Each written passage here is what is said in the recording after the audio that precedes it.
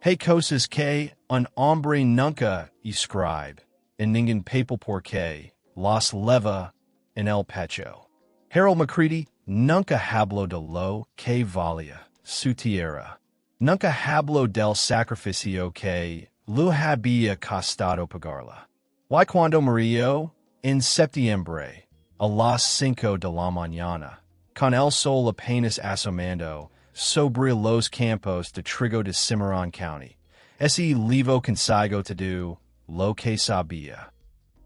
Si alguna vez te has preguntado si vale la pena pelear por algo que herdes pero que no entiendes del todo, este video es para ti. Déjame tu respuesta en los comentarios, porque esta historia no tiene una sola respuesta correcta. 4 meses después de ese amanecer en Oklahoma, un sobrelego a la Granja McCready. No venía del clima. No venía de ningún vecino. Venía del First National AG Bank de Boise City. Y tenía 3 palabras impresas en rojo en la parte de afuera. Aviso de ejecución hipotecaria.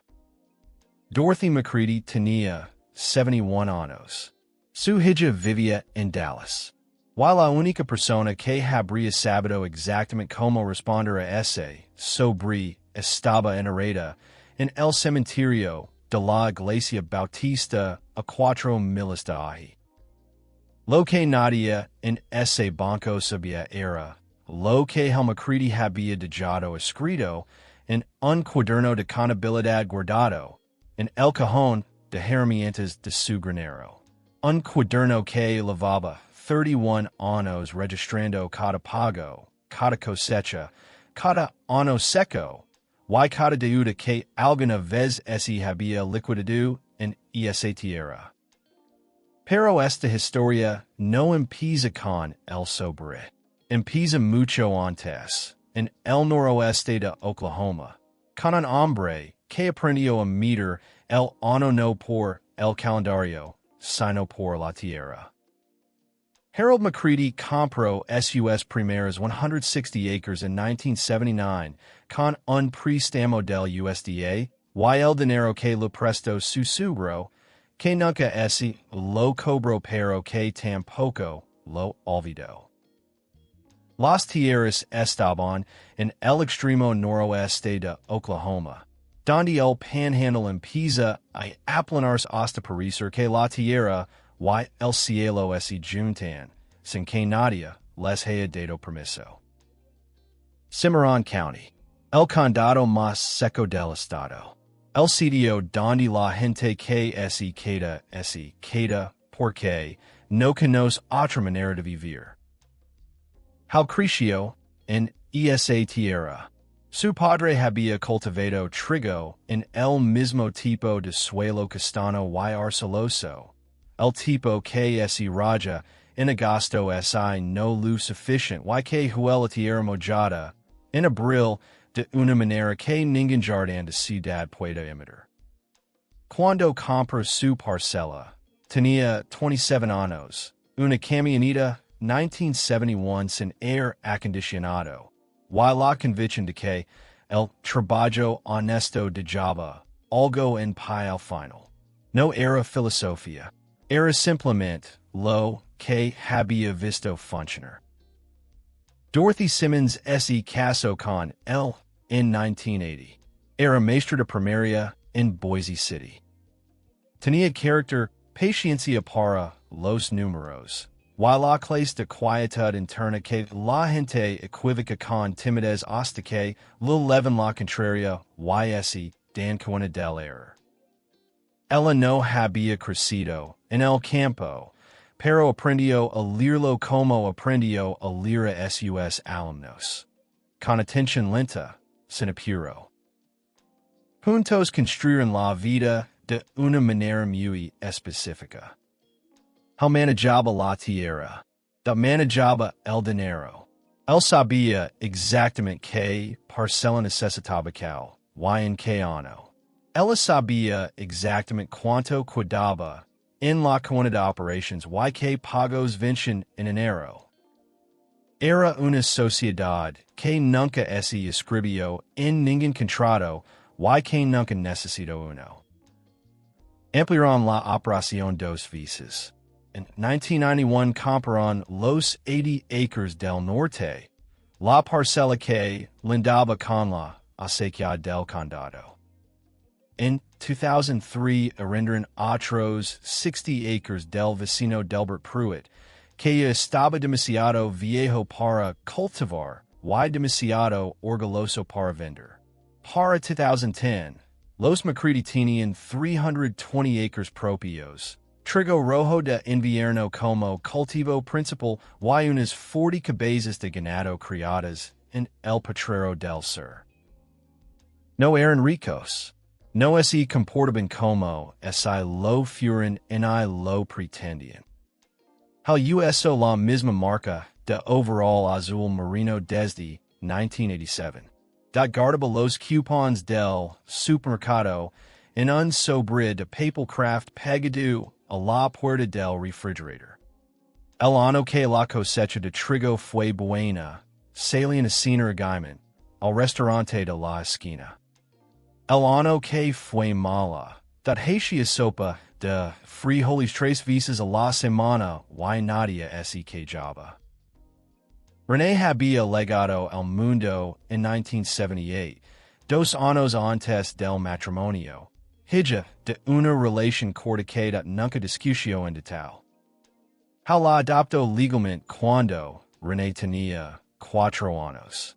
Ella nunca lo llamó papa con facilidad, no porque no quisiera, sino porque era el tipo de niña que tardaba en confiar, incluso en las personas que se lo ganaban. Con el tiempo, lo llamó papa, pero siempre con una pequeña hesitación antes de la palabra, como si todavía estuviera comprobando que era seguro hacerlo. A los 22, René se fue a la Universidad de Oklahoma en Norman. Se graduó con un título en Administración de Empresas y, al terminar, en lugar de volver, giró al sur hacia Dallas. Consiguió trabajo en una empresa de recursos humanos. Con los años ascendió. Se casó, se divorció, y en el preciso se fue convirtiendo en alguien que sabía exactamente cómo manejar crisis de otras personas pero que había olvidado cómo sentarse en silencio en un porche de madera sin querer hacer algo con las manos. Visitaba a sus padres en Navidad, a veces en Semana Santa. Llamaba los domingos por la tarde. Pero la distancia entre Dallas y Boise City no es media, en milicino, en la sensación de que ninguno de los dos lados sabía muy bien cómo linear el espacio entre ellos cuando estaban en la misma habitación. Nunca lo reclamó nada. Tampoco. Esa era otra de las cosas que René no sabía cómo agradecerles todavía. Harold McCready murió el 14 de septiembre de Union Attica, Alabama, Corazon. Tenía 74 años. Estaba en el granero revisando el equipo antes de la cosecha de otoño cuando cayó. El vecino Roy Estes lo encontró 2 horas después cuando fue a devolver una leve inglesa que lo había prestado en julio. El funeral fue el jueves siguiente. La iglesia bautista de Boise City tenía 140 ancianos y había 200 personas paradas donde podían. Nunca se presentó como un hombre importante, pero la gente sabe quién es importante por como lina un cuarto cuando ya no está. René llegó desde Dallas el miércoles por la noche. Estuvo 4 días. Le dijo a su madre que podía cuidarse más tiempo si lo necesitaba. Le dijo que estaba bien, que tenía cosas que hacer, que el ganado no esperaba. René se fue el domingo con la sensación de que su madre era demasiado fuerte, o que ella misma era demasiado cobarde para ofrecerse de nuevo. Las semanas siguientes, that hizo lo que siempre hacía cuando la vida la presionaba. Siguió trabajando. Contrato al hijo del vecino Estes, un muchacho de 19 años llamado Tommy, para que la ayudara con el ganado 3 mañanas por semana. Siguió cultivando trigo. Revisó las cuentas con el mismo orden que lo había enseñado a revisarlas. Primero los vencimientos del mes, después los del siguiente, después el balance general. Había un préstamo operativo con el First National AG Bank de Boise City. $126,800. Lo había renovado en marzo, como hacía cada año, y los términos eran los mismos de siempre. Tasa fija, vencimiento en noviembre con la liquidación de la cosecha. Era el tipo de préstamo que los granjeros de Oklahoma renuevan año tras año como si fuera parte del ciclo natural de las estaciones, igual que sembrar y esperar la lluvia. Dat lo sabía. Había firmado los papeles de renovación junto a Hal en primavera. Tenía la copia en el archivero metálico del cuarto de Huspeeds donde él guardaba todos los documentos de la granja. Revisó los números. La cosecha de trigo iba bien. Los precios del mercado estaban por encima del punto de equilibrio. Con lo que iba a liquidarse en noviembre, el préstamo se podía pagar con comodidad. Lo que no sabía era que en el banco había ocurrido un cambio de personal en agosto, 3 semanas antes de que él muriera. El oficial de préstamos que había manejado la cuenta McCready durante unos años, un hombre llamado Dennis Brower, se había jubilado. En su lugar, la administración regional había transferido a un oficial joven desde la sucursal de Tulsa. Se llamaba Craig Sellers. Tenía 38 años, conocía bien los números del sector agrícola de Oklahoma, y había manejado muchas carteras de préstamos comerciales. Lo que no había manejado nunca era una cartera de crédito, en un condado donde la gente conocía al banquero por su nombre de pila desde hacía una generación. Craig revisó su nueva cartera con la eficiencia de alguien entrenado para identificar riesgo. Vio la cuenta McCready. Préstamo activo, valor de colateral evaluado, titular del préstamo fallecido, patrimonio impreciso de sucesión legal.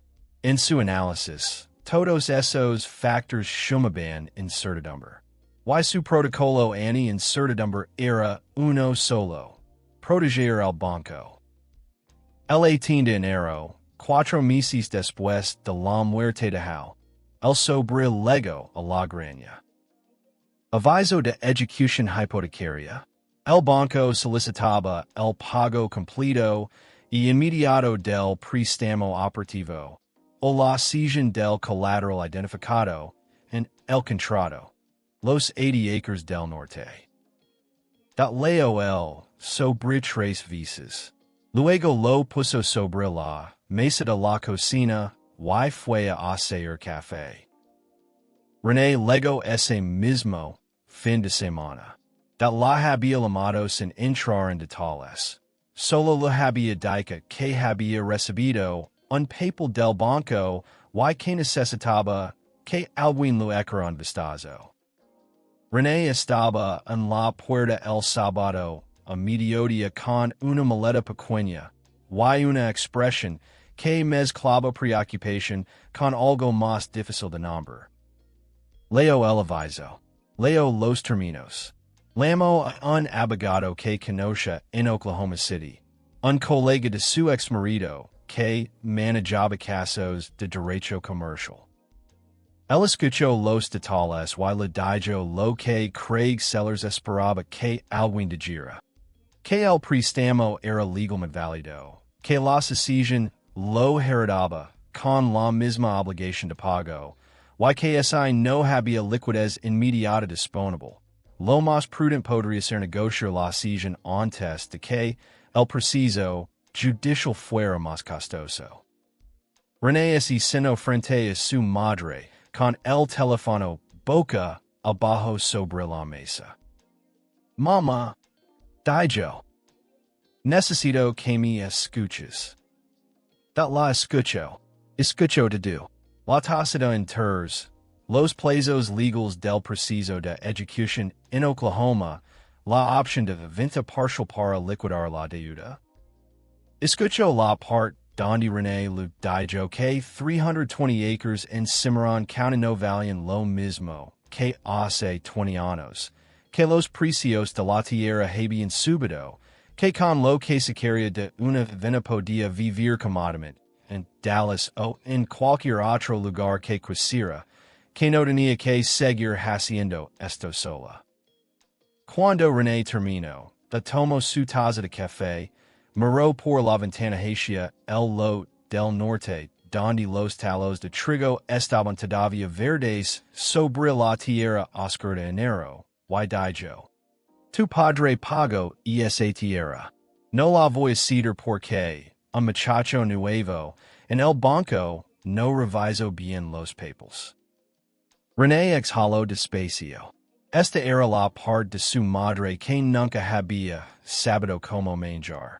Y ese quietud que no cedía, ese tono que no era arrogant pero que tampoco pedía permiso. ¿Sabes con certeza que hay un error? René preguntó. No todavía, dijo, pero lo voy a saber. Lo que no le dijo en ese momento era que había algo específico que la hacía dudar del aviso. No era un presentimiento, era un recuerdo concreto. En 2014, él había legado una tarta a la casa con una expresión que ella reconoce después de 34 años de matrimonio. La expresión de alguien que acaba de terminar algo que le había costado mucho. Se sentó a la mesa de la cocina y se sirvió agua. Y dijo sin preámbulo. Los 80 del norte y son nuestros. Sin gravamen. Él lo había preguntado como. Él lo explicó que había refinanciado y pagado el saldo restante ese lot en un solo pago, con las regalias del arrendamiento de los derechos de pastorio que habían acumulado en una cuenta separada desde 2011. Y no había hipoteca sobre esa parcela. La escritura estaba limpia. Da recordaba ese día con precisión porque él había sonreído de una manera que no era frecuente en él. Una sonrisa tranquila, casi privada. La de alguien que acaba de cumplir con algo que le debía a la tierra misma. El problema era que no encontraba el certificado de liberación de gravamen en el archivero. No estaba en la carpeta de propiedades. No estaba en préstamos. No estaba en Banco. Tampoco en la caja de documentos legals que él guardaba debajo de la cama. Él nunca fue un hombre desordenado, pero tampoco era un hombre que explicara dónde ponía cada cosa. Él sabía dónde estaba todo. Eso siempre había sido suficiente. Y ahora el hombre que sabía ya no estaba. El domingo por la mañana, René todavía dormía cuando bajó a la cocina a las 6. No prendió la cafetera de inmediato. Se sentó en la silla de la cabecera de la mesa, la misma desde la que había visto ajal revisor los registros de cultivo durante 40 inviernos. Lleno las manos sobre la mesa. No rizo en voz alta. No había palabras elaboradas. Era simplemente el gesto de alguien que antes de moverse necesitaba cuidarse, quieta un momento, que antes de hablar necesitaba escuchar algo que no era su propia voz asustada. That había crecido en una iglesia bautista donde la fe es media más en como trataba a la gente que en cuantas veces decía men. Su madre lo había enseñado a rezar no como un ritual sino como una pausa deliberada antes de actuar. La diferencia entre reaccionar y responder. Sentada en esa silla, en la penumbra de enero, pensó en how. No con desesperación, con calma. El habría sábado donde buscar. Ella no, pero eso no significaba que el documento no existiera. Solo significaba que todavía no lo había encontrado. Cuando la cafetera terminó, levantó, sirvió una taza, y tomó una decisión. Antes de llamar a otro abogado, antes de responder el aviso del banco, antes de escuchar más opiniones de personas que no conocen esta granja, había buscar ese papel ella sola. Había empezar en el granero. How siempre guardó cosas en el granero que nunca llegaron al archivero de la casa. Recibos de maquinaria, catalogos viejos de semillas, los cuadernos donde lavaba el registro de cada temporada desde antes de que René empezara la escuela primaria. Nunca había necesitado entrar al sistema de how. Siempre había sido suficiente con que él supiera donde estaban las cosas. Pero ella no estaba. Y puso sus botas de campo, su camarada lana, y cruzó el patio hacia el granero en la luz gris de la mañana. Esa era su fe, no las palabras. El paso siguiente. René despertó y encontró el aviso del banco sobre la mesa con una nota de su madre. Estoy en el granero. No me llames todavía. La llamo de todas formas. Mamá, hace 10 grados afuera. Yo lo sé. Pues café. Servit. René sirvió el café y quedó en la cocina con el aviso en la mano. Lo leo de nuevo, esta vez más despacio. Fue hasta el archivero metálico en el cuarto de Huspeeds y revisó la misma carpeta que había revisado la noche anterior. Encontró los contratos de renovación del préstamo, los estados de cuenta de los últimos 3 años, los seguros de cosecha, la paliza del ganado. Encontró de lo que debería estar. No encontró ningún documento relacionado con la liberación de gravamen sobre el lot del norte. Hizo algo que su madre no había hecho todavía. Llamó directamente al banco. Pidió hablar con el oficial de préstamos de la Dorothy McCready. La operadora la transfirió a Craig Sellers. Craig fue cortés. El tipo de cortesía de entrenamiento profesional que no cede terreno. Luego explicó que el préstamo operativo de la Dorothy McCready había entrado en estado de riesgo con la muerte del titular, que el proceso de sucesión creaba incertidumbre legal sobre el colateral, y que el banco tenía la obligación de proteger sus activos. Le dijo que entendía que era una situación difícil, considerando las circunstancias personales, pero que los plazos legales no dependían de circunstancias personales.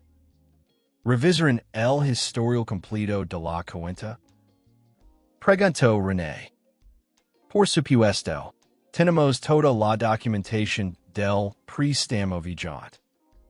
Y los antecedentes del colateral específico. La historia de esa parcela. Silencio breve. La cuenta fue transferida recientemente a mi gestión. Estamos procesando la documentación completa. René Calgo. Procesando. Ese era el vocabulario de alguien que todavía no había revisado lo que necesitaba revisar. Llamó a Miran Ruiz. No fue idea suya. Fue da quien lo mencionó cuando volvió del granero con las manos frías, y una expresión que no era derrota, sino preciso. Tu padre usaba a una abogada en Gaiman. Miran Ruiz. Ha manejado todos los documentos de la propiedad desde 2006. Tendrá copias de todo. Miran Ruiz tenía 54 años, una oficina pequeña entre una farmacia y un taller de cerámica en Gaiman, y la reputación de ser la persona que en Cimarron y Texas Counties llamaba cuando necesitabas que alguien leera un documento de propiedad hasta el final en lugar de hasta donde fuera cómodo.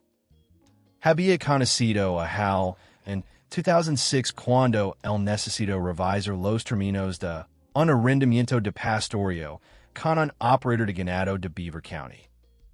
Desde entonces, lo había llamado cada vez que algo necesitaba firma o sello. Era la clase de abogada que los clientes como él preferían, sin adornos, sin horas innecesarias en la factura. La llamó el lunes por la mañana. Lo explicó la situación en sus oraciones. Miran escuchó, hizo tres preguntas, y dijo, deme 48 horas. Mientras tanto, el banco no esperaba. El miércoles, Craig Sellers llamó a directamente. Siguió el guión exacto que las personas como Craig aprenden en los casos de gestión de cartera vencida. Empático pero firme, informativo pero conclusivo. Lo explicó que el plazo original del préstamo venía en noviembre pero que las circunstancias de la decisión habían activado la cláusula de aceleración en el contrato, lo que hacía exigible el saldo completo de manera inmediata. Entre las opciones disponibles, liquidar el saldo total, presentar garantías alternativas, o iniciar el proceso de cesión del colateral identificado, los 80 acres del norte, para cubrir la deuda. Lo preguntó cuál era su decisión. Dijo, mi decisión es que voy a necesitar unos días más antes de responder. Craig dijo que lo entendía, pero que el banco tenía obligaciones regulatorias que no dependían de preferencias individuales. Lo agradeció la llamada y colgó. René, que estaba en la misma habitación, la miró. ¿Cuántos días más? Los que necesito miran. Y no encuentro nada. Ese quedo en silencio un momento. Miró por la ventana el lot del norte. El trigo seguía verde sobre la tierra oscura de enero. El pago será, dijo. El papel existe. No lo hemos encontrado todavía. Esa tarde, de René volvieron al granero juntos. No fue una decisión anunciada. René simplemente se puso la cámara y siguió a su madre por el patio sin que ninguna dijera nada. Era el tipo de compañía silenciosa que los dos habían practicado poco en los últimos 25 años. El granero de los McCready era de los que ya casi no existen. Madera pintada de rojo, techo de lámina.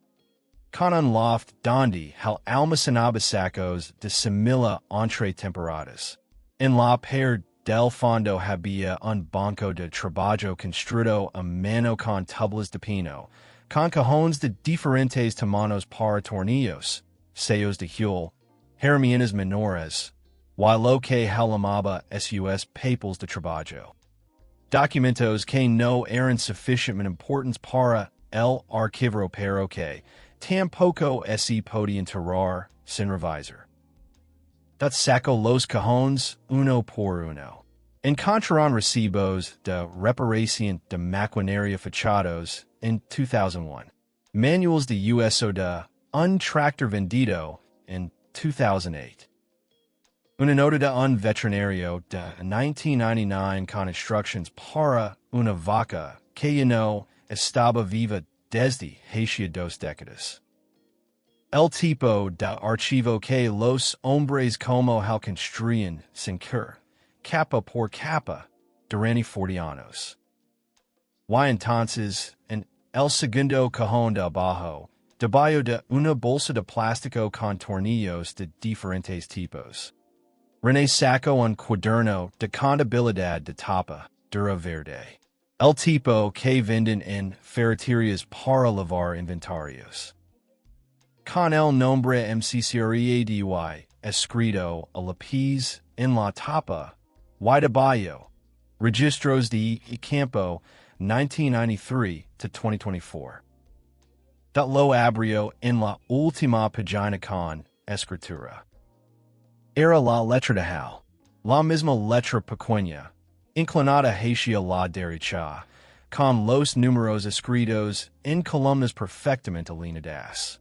El cuaderno olía a madera y a polvo de grano y a los años que lavaba en ese cajón. La última entrada era del 4 de marzo de 2014. Pago final. Hipoteca lot norte 80 acres. Saldo $0. Certificado de liberación emitido por First National AG Bank. Número de registro en Oficina del Registro del Condado de Cimarron, 2014, SAR 04471. Escritura libre de gravamen. René leo el número 2 veces. Cero el cuaderno con las manos quietas. Ahí está Dijeron. No Dijeron nada más. No era el momento para nada más. René sacó su teléfono y fotografió la página. Luego llamó a Miran Ruiz y lo leo el número de registro en voz alta.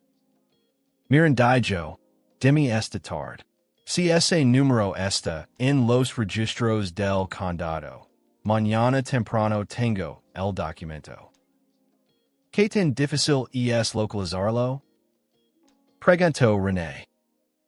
Si lo registro correctamente, no es difícil. Solo hay que saber dónde buscar.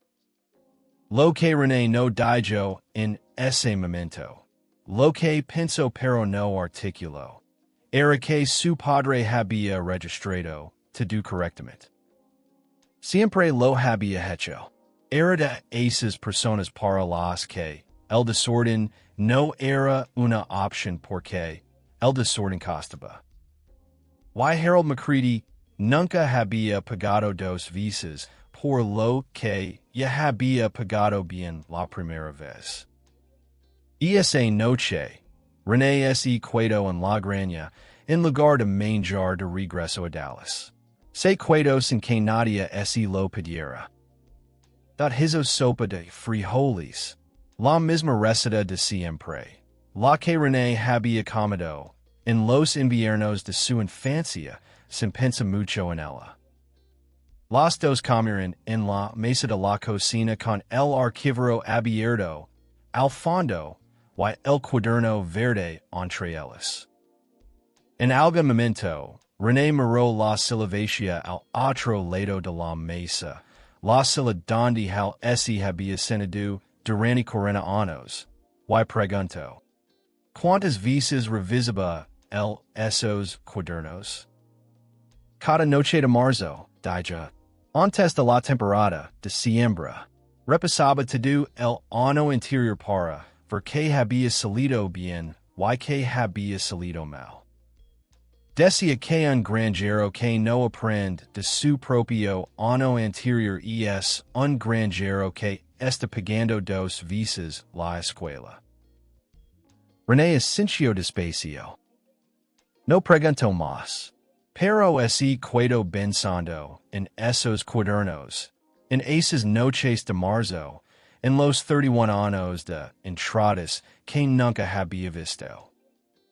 El jueves por la mañana, miren Ruiz Lamo a las 8:47. Lo tengo, dijo. El certificado de liberación de gravamen sobre el lot norte de 80 acres estaba registrado en la oficina del Registró del Condado de Cimarron bajo el número exacto que él había escrito a lápiz en su cuaderno en marzo de 2014. El documento estaba firmado por el entonces oficial de préstamos de First National AG Bank. Consejo notarial, y había sido aceptado y archivado sin ningún problema. La escritura del lot norte había estado libre de gravamen por unos años. While Banco no lo tenía en el archivo. Preguntó René. Lo tenían. Estaba en el expediente maestro de la cuenta. En los documentos anteriores a 2020, que Nadie, en la gestión nueva había abierto. El certificado de liberación estaba íntegro, en perfecto orden. El oficial nuevo simplemente revisó el préstamo operativo activo sin verificar el historial completo de colateral de la cuenta. Vio la parcela listada en una escritura anterior y asumió que el gravamen seguía vigente. René exhaló. ¿Eso fue negligencia o simplemente un procedimiento mal seguido? Fue prisa. Dijo miren. No es illegal. Pero el aviso de ejecución fue emitido sobre una premisa incorrecta. El colateral que el banco reportó como garantía del préstamo operativo no tenía gravamen activo en el momento de la emisión del aviso. El banco no puede ejecutar sobre una propiedad que no está comprometida contractualmente en el préstamo vigente. Miren tenía una cita con Craig Sellers para el viernes por la mañana. Lo envió el certificado de liberación por correo electrónico esa misma tarde, con copia al gerente de la sucursal regional. Craig Sellers llamó a las 4 de esa tarde. No llamó a René. Llamó a Señora McCready. Dijo. Y revisado la documentación que su abogada nos envió esta tarde. Confirmó que el lot norte de 80 acres está libre de cualquier gravamen desde 2014. El aviso de ejecución fue emitido por error. Les enviaremos una carta formal reiterando el aviso antes del cierre del viernes. Escucho esto desde la sala de la cocina, con el cuaderno verde en la mesa frente a ella. Gracias por llamar. Dijo, Señora McCready, lamento sinceramente lo que empezó Craig. No hace falta, dijo. Fue un error. Lo corrigieron. Eso es suficiente. Hubo un silencio breve al otro lado de la línea. Craig dijo. El préstamo operativo sigue activo, por supuesto. El vencimiento original de noviembre permanece como el plazo vigente. Entiendo que con la cosecha de esta primavera pago lo que debo. Dijo de. Como lo hice el año pasado, y como lo hará el año que viene. Craig no dijo nada más. Colgo. Permaneció en la silla un momento con el teléfono en la mano. René estaba de pie en el umbral de la cocina. Había escuchado toda la conversación. ¿Qué sientes? Preguntó. Una pregunta que sonó rara incluso al decirla, porque René no era de los que preguntaban eso. Da pensó un momento. Cansancio. Dijo.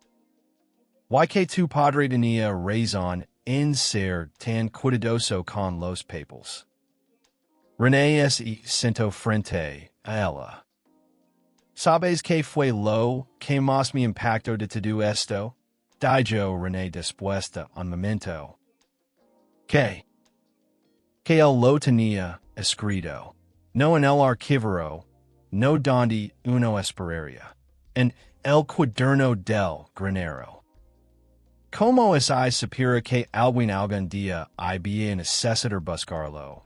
¿Why que el lugar donde se buscan las cosas importantes de un granjero es la granja, no el cajón de la oficina?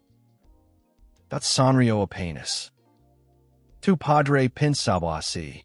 Las cosas van donde se usan, no donde se exhiben. René miró el cuaderno verde sobre la mesa. Tengo 25 años de esos cuadernos sin leer. Dijo. 26 dijo. El primero es de 1993. El silencio que siguió no fue incómodo. Fue el tipo de silencio que ocupa un lugar que antes lenaban palabras que ninguna de las dos había sabido decir tiempo. René tomó el cuaderno de la mesa y lo abrió en la primera página. Enero de 1993. Trigo sembrado. 160 acres. Precio por bushel proyectado. $3.40. Nota al margen en lápiz. Buonanno si luve en febrero. René siguió leyendo. La carta del Banco llegó el lunes siguiente. 2 páginas. Language formal, sello oficial. El aviso de ejecución quedaba retirado. El préstamo operativo permanecía activo con las condiciones originales del contrato de renovación de marzo. Una frase al final, breve y sin calor. Disculpe los inconvenientes ocasionados. Leo la carta, la dobló en tres, y la guardó en la carpeta de Banco del archivero. René presenció todo desde la puerta. ¿Eso es todo? Preguntó. ¿Eso es todo? Dijo da.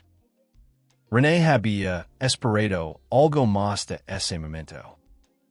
No sabía exactamente qué. Tal vez una expresión de alivio más visible, o indignación diferida, o la satisfacción de alguien que había ganado una pelea difícil. No mostró ninguna de esas cosas. Simplemente siguió con el orden del archivero como si la carta fuera un recibo de la ferretería. Era, comprendió René, lo que su madre había sido toda su vida. Una persona que no invertía energía emocional en lo que ya estaba resuelto. René se quedó 2 semanas más. No lo planeó. Las primeras noches revisaba vuelos desde el aeropuerto regional para el fin de semana siguiente. Después de revisarlos, había algo en la rutina de la granja que le resultaba extrañamente estructurante. La manera en que los días tenían una lógica que no dependía de ninguna agenda y de ninguna zona de equipo. Se levantaba temprano porque el frío del amanecer era difícil de ignorar. Ayudaba a Tommy con el ganado por las mañanas. Comía en la cocina, lavaba los platos, salía hacia los campos cuando había algo que revisar. Y en las noches, mientras da cosa o lea o simplemente se quedaba en silencio con su café. René lea los cuadernos de Hal. Leo el cuaderno del 93. Luego el del 94. Luego el del 98. El año que la sequía había sido grave. Las entradas de ese año eran más cortas, más apretadas, con números que se ajustaban semana a semana conforme la lluvia no llegaba. Una anotación de agosto, cosecha proyectada, 40% de lo normal. Vamos a cubrir lo básico. La tierra siempre vuelve. Nada más. Sin angustia escrita, sin queja registrada. Solo los números y esa phrase. Leo el cuaderno del 2003. El año del arrendamiento de los 60 acres del vecino Pruitt. La transacción estaba descrita en detalle. Precio de arrendamiento, términos, fecha de firma, nombre del testigo. Al final de la entrada, una nota que no era cambiable. Delbert y no puede solo. Esto lo serve el y nosotros. Así debe ser. Leo el cuaderno del 2014. Encontró la entrada del 4 de marzo que ya conoce. El pago final sobre el lot norte. Pero 3 páginas antes había otra entrada. Febrero de 2014. René Lamo desde Dallas. Está bien. Sigo en la empresa. Dice que la ciudad le gusta. Bien por ella. Solo eso. Sin queja. Sin comentario. Sin herida visible. 5 palabras finales. Bien por ella. René cerró el cuaderno y se quedó sentada en la penumbra de la habitación de Huéspedes hasta que pudo respirar con normalidad de nuevo. No había nada en esas líneas que fuera una acusación.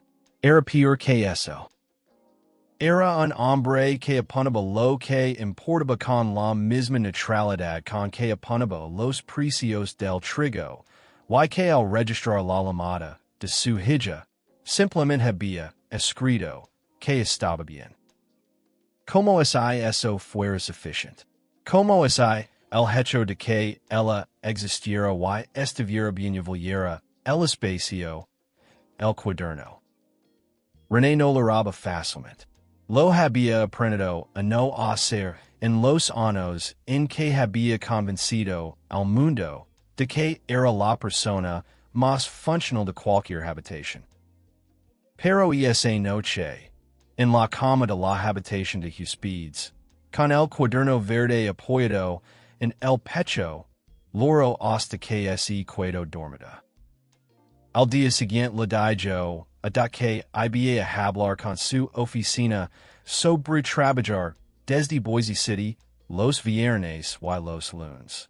No permanentemente, solo para no estar tan lejos durante la temporada de siembra. Dado aceptó sin hacer grande el gesto. He sitio en el cuarto de Huéspedes. Fue de lo que dijo. Sembraron el trigo rojo juntas la segunda semana de febrero. René operó el sembrador con instrucciones de Tommy mientras caminaba al lado revisando la profundidad de siembra cada ciertos metros.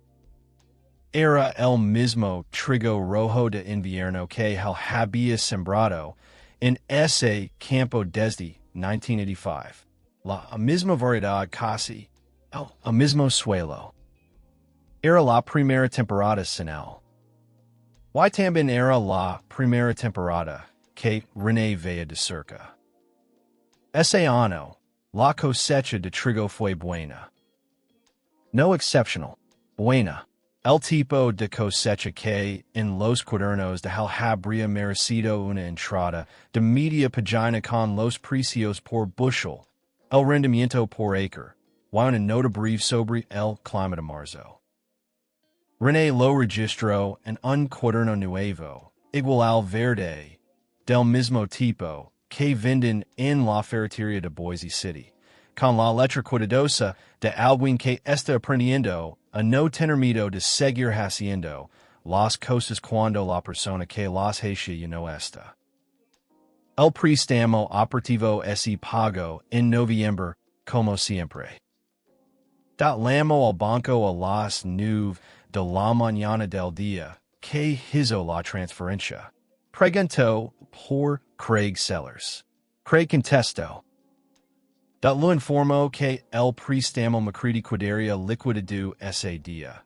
Y que esperaba que para la renovación de marzo hubiera alguien en esa oficina que hubiera revisado el archivo completo.